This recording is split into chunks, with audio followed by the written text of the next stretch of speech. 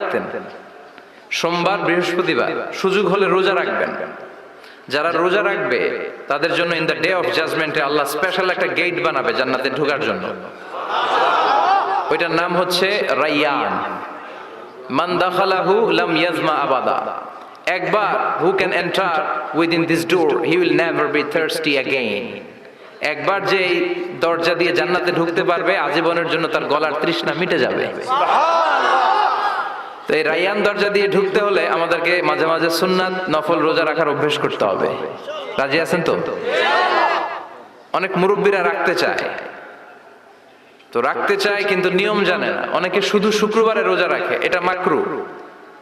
শুধু শুক্রবারে রোজা রাখা মাকরু, শুধু শনিবারে রোজা রাখা মাকরু। সুন্নাহ হচ্ছে সোম আর বৃহস্পতিবার।